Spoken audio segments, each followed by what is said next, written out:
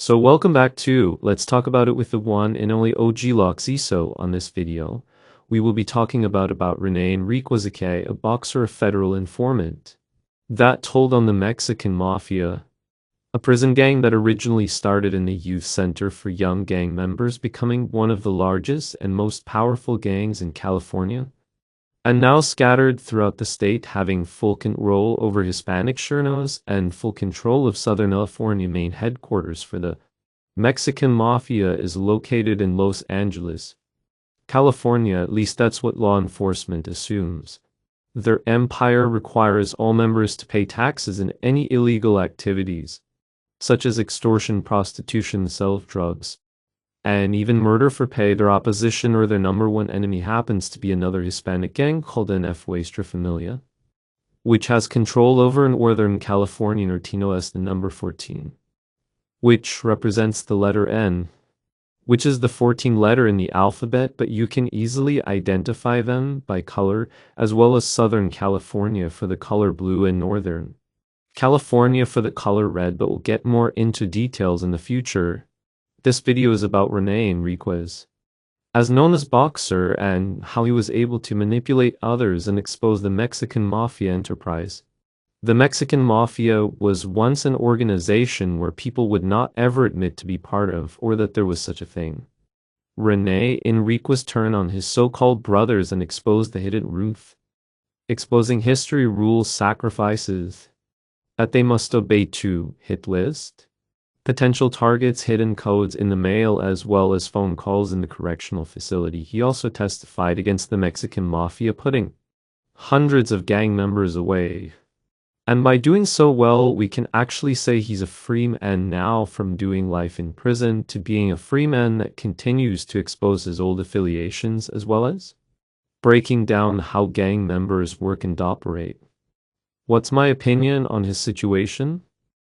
Well, everyone has their own choice in life on how they do things. Me personally, I could not turn on my own like that. But maybe he didn't have a choice and knew his days were up. I say that because I noticed everyone either makes an excuse or justifies the way they went out. So it really depends on the subscribers if they choose to agree or disagree when it comes to informants on how they went out. Me personally, I try to stay away from people like that.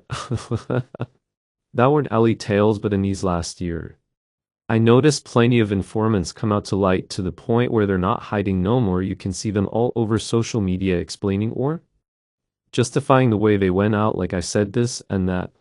But let's not forget that I missed this part to know they're spilling their guts and social media. So some may ask, are they not scared no more? Well, the answer is no, they're not scared. No more. The fear of the Mexican Mafia that they once had is not there due to loss of manpower and soldiers not following orders. Most people now are not willing to sacrifice their freedom for another man. Let's be real, who would want to be in jail or prison? Not me. So when it comes to Rene Enriquez, a boxer, do I dislike or like his content? I will have to say I like it, but don't agree on what he did to his fellow friends, organization, etc. One of the things I can actually say about his content is that he knows what he's talking about. He's done a lot of time in prison and was able to reach one of the highest levels when it comes to criminal organization status. Some also wonder why Rene Enriquez ain't scared and hiding like other informants. Well, even though he hides his face, he's protected by law enforcement and was placed somewhere real far away from the reach of the Mexican Mafia.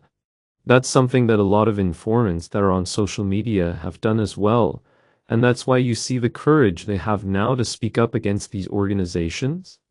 That's not a man in my books, but once again, I'm not the one in their shoes, thank God.